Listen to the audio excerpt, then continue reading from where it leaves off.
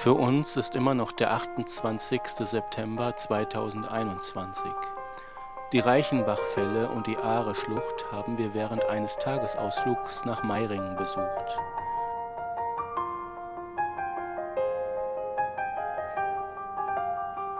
Doch Tolkien wird die Schlucht am Freitag, den 8. August 1911 durchquert haben. Zumindest gehe ich stark davon aus und Lewis und Curie beschreiben dies auch so in ihrem Buch.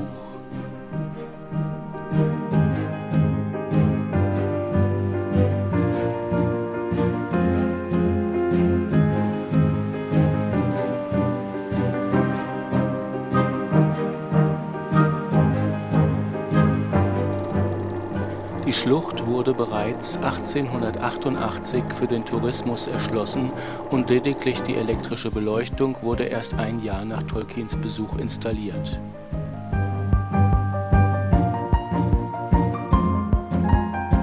Die Aare-Schlucht, auf Karten von 1911 noch mit Finstere Schlucht beschriftet, ist schon sehr lange berühmt. Und es ranken sich auch Geschichten um einen Tatzelwurm, der in der Schlucht wohnt. Ein Grund für die meisten Einheimischen, die Schlucht, die man ohnehin nur mit einem Boot durchqueren konnte, zu meiden.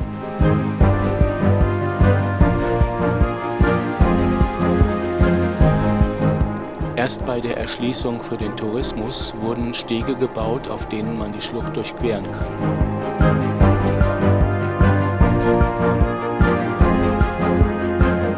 Ein regelrechter Hype um diesen Tatzelwurm kam erst 1935 auf, nachdem es einem Fotografen angeblich gelungen war, eine Aufnahme von dem Wurm zu machen und diese in der Zeitung erschien.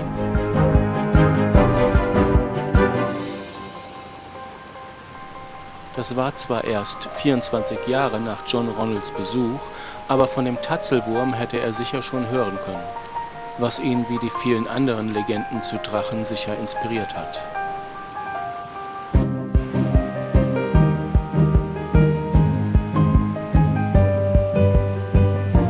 Diese beiden Tunneleingänge führen zu zwei Kavernen und waren bei John Ronalds Besuch noch nicht vorhanden.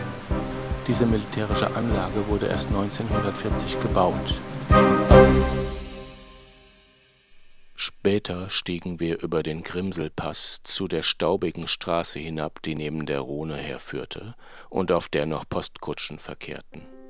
Aber für uns existierten sie nicht.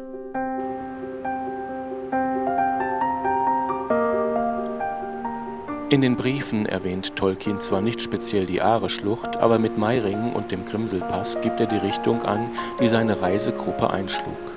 Und sie werden sich diese Sehenswürdigkeit sicher nicht haben entgehen lassen, zumal sie ja mit einem Führer unterwegs waren, der ihnen sicher die schönsten und interessantesten Wege gezeigt hat.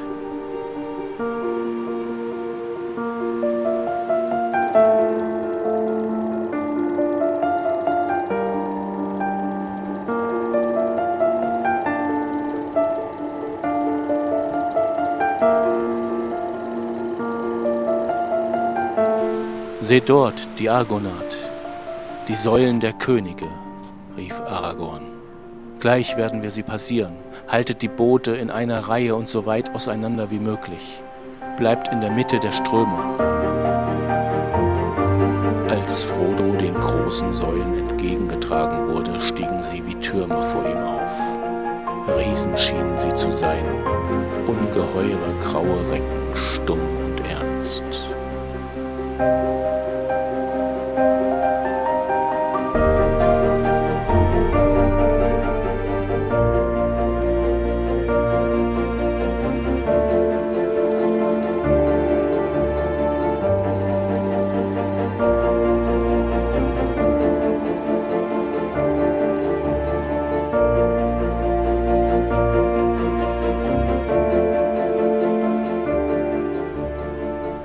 Damit endet die erste Staffel meiner Schweizreise, die ich zusammen mit meinem Vater unternommen habe in Innertkirchen.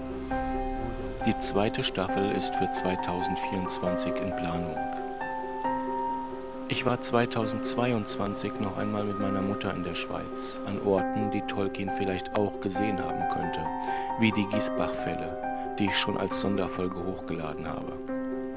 Es werden also noch ein paar Sonderfolgen kommen, bevor es dann nächstes Jahr mit dem Aufstieg zum Grinselpass weitergeht.